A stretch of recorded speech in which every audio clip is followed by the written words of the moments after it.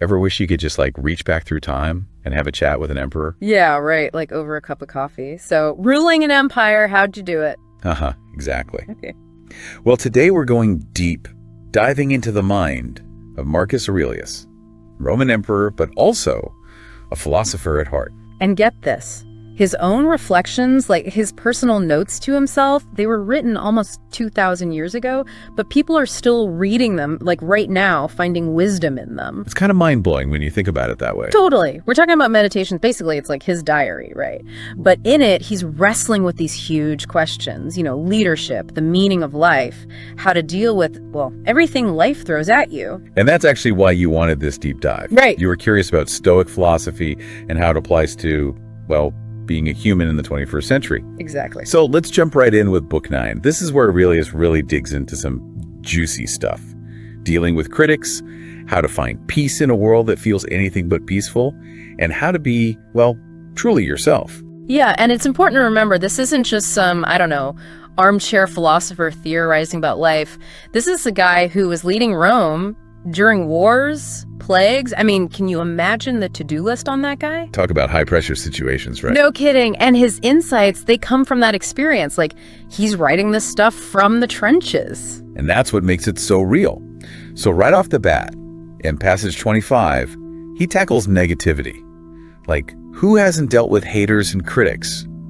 But Aurelius, he suggests something, unexpected. He says, focus on understanding them. It's such a stoic move, right? Instead of immediately getting defensive or letting that criticism totally throw you, he's like, hey, try to see it from their side. Like, what's motivating them to say this stuff? What are their experiences that have led them to this point? So instead of that knee-jerk fight or flight when someone criticizes you, he's advocating for a pause. Yes. Like, hold on a second. Let me try to understand where this is coming from. Which, let's be honest, is way easier said than done. Oh, absolutely. And that's where a core idea of Stoicism comes in.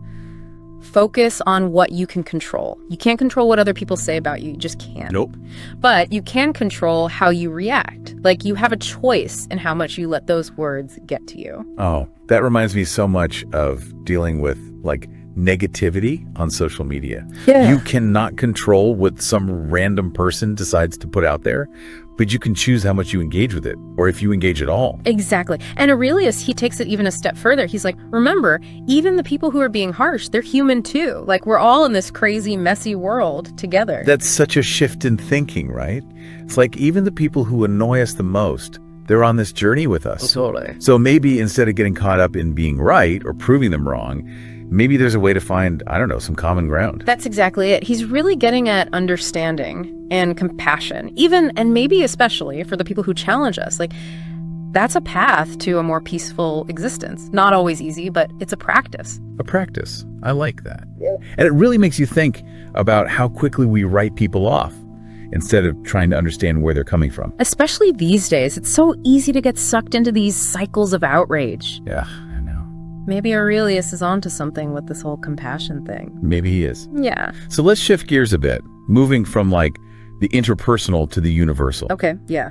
In passage 26, Aurelius tackles a pretty huge concept: the nature of the universe and where we fit into all of it. And this is where his writing gets really beautiful, I think. He talks about how time moves in cycles, how the universe is constantly changing, renewing itself. It's easy to feel pretty small when you really let those concepts sink in. He actually compares the vastness of the universe to, get this, a drop in a bucket. Wow. And you get this sense of his awe, like even as an emperor, a guy who had achieved so much, he's still humbled by the enormity of it all. Totally. And this brings us to like a core Stoic idea, this concept of logos. It's this idea that there's a bigger force at play, this rational principle, this force of order, of reason that governs everything. So it's like, even if we don't always understand it, it's there. Yeah, it's like gravity. Like, we might not totally get how it works, but we accept that it exists and it influences everything. Okay, so how do we take this idea of logos, this universal order, and actually apply it to our lives? Like, what does that look like day to day? So for Aurelius, just recognizing that this larger force is there, even when we can't see it, that can bring a sense of peace. Like, there are things happening that are totally outside of our control. Natural disasters, politics, global pandemics, even just like bad traffic. It's all part of this larger order. Okay, I think I'm starting to see how this could be helpful. So instead of constantly trying to control every little thing, which is impossible, by the way, we can find some acceptance in the fact that there's a natural order to things. Exactly. Like it's bigger than us. And there's something kind of freeing in that, Yeah. especially in our world today, right? Where it feels like we're constantly striving, constantly stressed about the outcome. It's like Aurelius is saying, hey, relax. Some things you just can't control. Yeah. And that's okay. Yes, exactly. And he actually touches on this question of, whether a God exists in this passage too. But instead of getting stuck in the debate, he's more focused on like the importance of your actions, your virtue, like regardless of the answer to that big question, just focus on being a good human. So it's less about figuring out all the big answers and more about like just doing the right thing day to day. It's like he's saying, focus on being a good person, doing the right thing. The rest, well, it's kind of out of your hands. Good philosophy, right? It's interesting how he connects those ideas, right? Like universal order and then letting go. Kind of counterintuitive, but also freeing. Totally. And he takes that whole acceptance thing even further in passage 27. That's where he gets into the fleeting nature of, well, everything, life, stuff, you name it. This is where it gets real, right? He's talking about how everything eventually goes back to the earth, how time like washes everything away. Yeah, and the imagery he uses is so vivid. Intense. Yeah, it can seem, I don't know, maybe a little dark at first. A little bit. But it's not supposed to be depressing, really. It's more about gaining a bigger perspective. Like once you accept that material things, possessions, even achievements, they're temporary. It makes you think about what's actually important. Exactly. And that's what he wants us to focus on. Our character, our relationships, how we impact the world around us, those things, they last. So meaning, but like a deeper meaning. Yes, exactly. It's about finding meaning in things that are bigger than just, the day-to-day stuff, the things that endure even after we're gone. It's kind of beautiful in a way. It is. And the shift in thinking, it can actually help you appreciate the present moment more. Those little things we take for granted, like it encourages you to be more present with the people you care about, to actually find joy in those simple things because, well, you realize that time is precious. It's like we spend so much time worrying about things that when you zoom out, might not even matter. Totally. And that actually ties into what he talks about in passage 28. This is where he goes after hypocrisy. Oh yeah, the people who talk the talk but don't walk the walk. He does not hold back here. He actually calls them wretches. He went there. He did, and you can tell it's something he felt strongly about, especially people who are all about virtue, preaching it, but then their actions don't match up. You think he'd be on social media calling people out? Oh, 100%. But the thing is, even though he was writing this, centuries ago, what he observed about people, it's still true. This pressure to fit in, to present a certain image. Totally. And he challenges us to fight against that, right? To choose to be genuine, even when it's hard, even when it's not the easy path. Even when it might cost you something. Exactly. He's all about living in accordance with your values, not because you're trying to impress anyone, but because it's the right thing to do. He actually contrasts himself with someone like Alexander the Great, Big shoes. Right. But his point is, true fulfillment, it comes from inner peace, from humility, not from chasing power or fame. And it's so easy to get caught up in that, right? Like, we want people to like us, to think we're successful. But Aurelius is saying, nope, true fulfillment, it comes from inside. Yeah, it's about knowing you're living in line with your own values, not anyone else's. Which is harder than it sounds. Oh, yeah, totally. But he's also saying we have more control over that inner world than we think. Yeah, we can't always control what happens to us, but we can decide how we let it affect us. He goes back to that Stoic idea of focusing on what you can control. Exactly. And, that's a huge takeaway from Aurelius, I think. Focusing on what you can control. And then accepting that there's this bigger picture, this universal order, even when life feels messy. So instead of getting totally overwhelmed by everything going on around you, hey, breathe. Some things, they're just out of your hands. It's very freeing once you really let that sink in. And when you let go of that need to control everything, well, then you can actually focus on the stuff that really matters. Building a good life. Right. Being a good person, building strong relationships, making the world a little better. And looping back to where we started, having the courage to be yourself authentically, even when, the world's telling you to be somebody else, it's a lot. It is, but that's what's so great about Aurelius. It's not like a quick fix, Yeah. It's a lifelong process. It's a journey. Totally. And I'm sure he'd be the first to say, hey, I'm figuring it out as I go too. But his writing, it gives us this framework, a way to approach life so that it's more meaningful. And the fact that he was like living this stuff out while running an empire. I know. It's pretty inspiring. It makes it that much more powerful. Totally. He's like proof that no matter what you're dealing with, you can always turn inward. Find some guidance, some strength through philosophy. So where does that leave us? Well, I want to leave you with this thought. It's from Aurelius. He wrote, "True philosophy leads to unaffected simplicity and modesty." Okay, sit with that for a minute. It's powerful. So the question for you, listener, is how can you bring more of that simplicity into your life? How can you cut through all the noise and figure out what really matters to you? It's something to think about. It is. And on that note, we're going to wrap up this deep dive into the mind of Marcus Aurelius. Until next time, keep exploring these big questions. And keep those requests coming. We love hearing what you want to dive into. Yo, wake up with purpose, feel that fire in your chest. Life's a gift, man. Breathe it in, give it your best. Stars in the sky, a mirror of what's inside. Change is the game, let your spirit be your guide. So raining on unbreakable, that's the key. Control your thoughts, find the strength to set yourself free. Opinions flying, world full of noise and stress. The truth lies within you, put your soul to the test. Anger burns hot, but revenge leaves you cold. Kindness is the weapon, that's how the story's told. Don't judge a book by its cover, look deeper instead. Find the good in everyone, let that wisdom spread. So raining on unbreakable, that's the key. Control your thoughts, find the strength to set yourself free. Opinions flying, world full of noise and stress. The truth lies within you, put your soul to the test. Yeah, they try to knock you down, throw obstacles your way, but you rise above the drama, find peace every day. The happiness of your life depends on the quality of thoughts. Keep that fire burning bright, the power you got. Slowing mind unbreakable, that's the key. Control your thoughts, find the strength to set yourself free.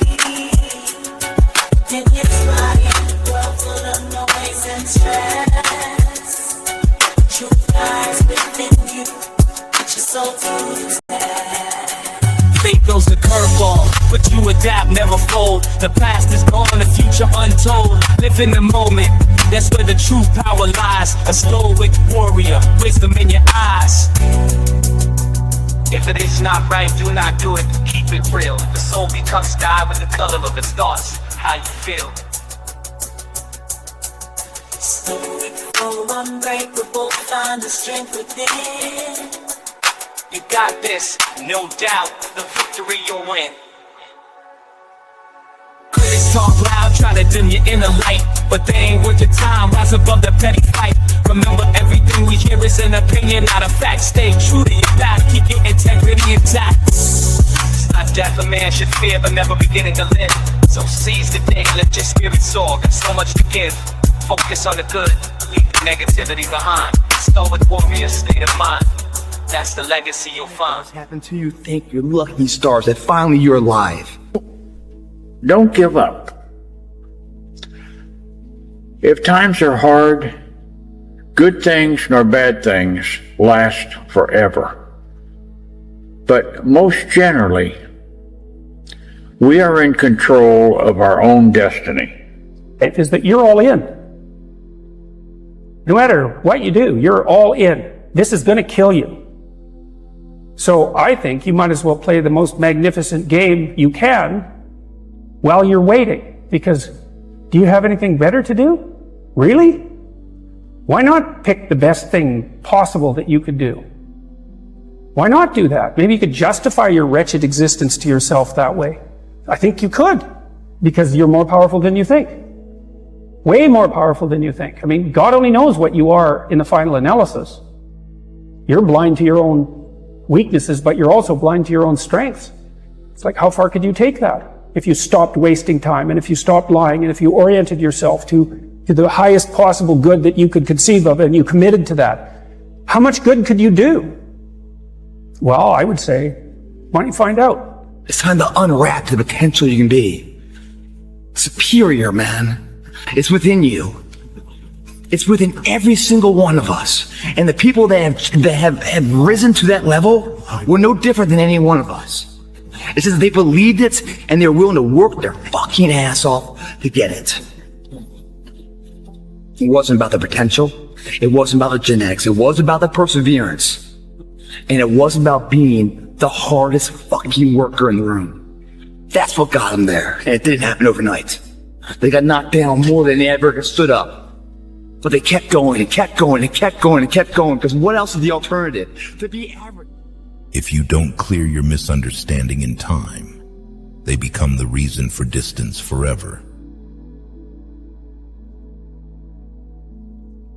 You have to do what is right for you. No one else is walking in your shoes.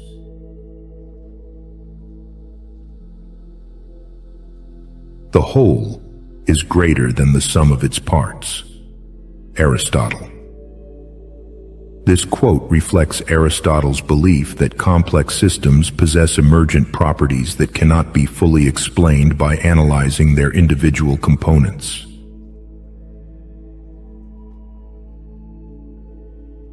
Success is as dangerous as failure. Hope is as hollow as fear.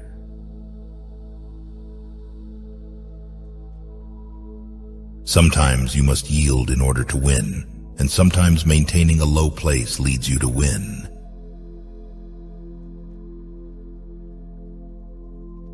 The primary cause of unhappiness is never the situation but your thoughts about it. Eckhart Tolle.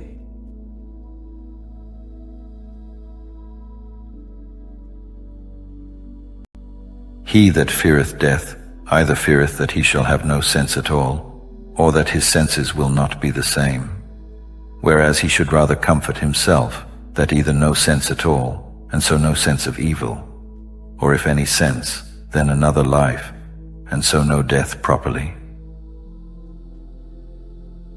Deathbed are the ghosts representing your unfulfilled potential. The ghost of the ideas you never acted on, the ghost of the talents you didn't use, and they're standing around your bed, angry, disappointed, and upset. They say, we came to you because you could have brought us to life, they say. And now we have to go to the grave together. So I ask you today, how many ghosts are going to be around your bed when your time comes? I'm the best ever. I'm the most brutal and vicious and most ruthless champion there's ever been. There's no one can stop me. Lynx is the conqueror. No, I'm Alexander. He's no Alexander. I'm the best ever. There's never been anybody as ruthless. I'm Sonny Liston. I'm Jack Dempsey. There's no one like me. I'm from Nairclaw. There's no one that can match me. My style is impetuous. My defense is impregnable. And I'm just ferocious. I want your heart. I want to eat your children. Praise be to Allah. You have to learn how to fail. A lot of us have big dreams, big goals. And when you have goals that are maybe outside your reach, you have to know that getting to that goal, you're gonna have a lot of bad days. So I had to teach myself how to fail right. And what that means is when I fail, I can't spend much time in that fail zone. I have to be able to get up and get after the next day just as fast. I don't have time to stay here and feel bad for myself for weeks and months and years, because I'll lose that time. The mud consumed each man till there was nothing visible but our heads. The instructors told us we could leave the mud if only 5 men would quit. Only 5 men, just 5 men, and we could get out of the oppressive cold. Looking around the mud flat, it was apparent that some students were about to give up. It was still over 8 hours till the sun came up. 8 more hours of bone-chilling cold. The chattering teeth and the shivering moans of the trainees were so loud, it was hard to hear anything. And then we suffer not from the events in our lives, but from our judgment about them.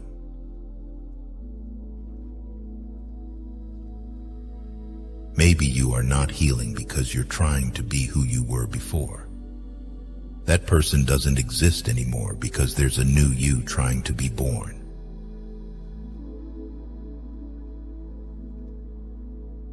The glory is not in never falling, but in rising every time you fall. Confucius.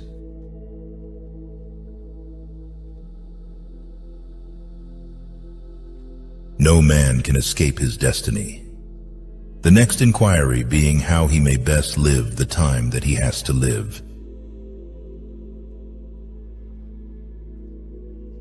Believe in yourself, and the rest will fall into place.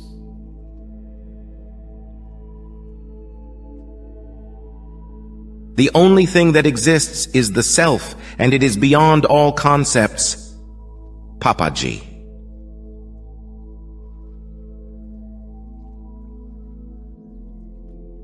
As thou thyself, whoever thou art, were made for the perfection and consummation, being a member of it, of a common society, so must every action of thine tend to the perfection and consummation of a life that is truly sociable. What action soever of thine, therefore, that either immediately or afar off hath not reference to the common good, that is an exorbitant and disorderly action. Yea, it is seditious, as one among the people who from such and such a consent and unity should factiously divide and separate himself. It comes from a very quiet place in your mind. And when you can organize it, you have to organize your mind. And when you have so much noise and distraction, there's no organization in that. So I believe in keeping my circle real small, and those people know what they get from me. And I know what I get from them, and it keeps me going forward, never stagnant. And that's when I started to develop these things through working out. It was this great, never-ending work ethic. And through work ethic, I developed self-esteem. I always equated working out to struggle. And I struggled my whole life, but I ran from it. So I started realizing, man, I gotta start facing the struggle, and I gotta be mentally strong for the struggle. So that's why I started coming up with, like, I'm training for life. Mentally, I'm training for life. I'm not training for, like, I don't care about winning trophies. I don't care about winning anything. All I want to do is go the distance. And I found out on my own pretty much, is that through discipline, through self-discipline, through repetition, through tons of repetition of the same thing that you don't want to do, and that's the key thing. Through repetition of things you don't want to do, you develop mental, like an armor for your mind. You start to armor your mind, because your mind's like, okay, we suffer every day. That's what we do. We do stuff that sucks every day. So then when the suck stuff comes, you're ready for it. And that's how I started coming up. I just started being very uncomfortable. And now it's like just a way of life. And I am happy because this is my lifestyle. This is what I want to do. But trying to find your best self, you become unbalanced. And people always talk about this mythical creature called the balance. You want to be balanced. I think balance is a bunch of bullshit. Yes, I really do. You think for everybody? Yeah, I think almost for everybody. Live your life as an exclamation rather than an explanation.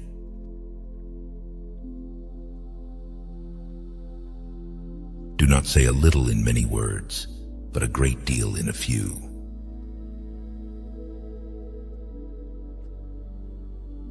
To understand everything is to forgive everything. Buddha.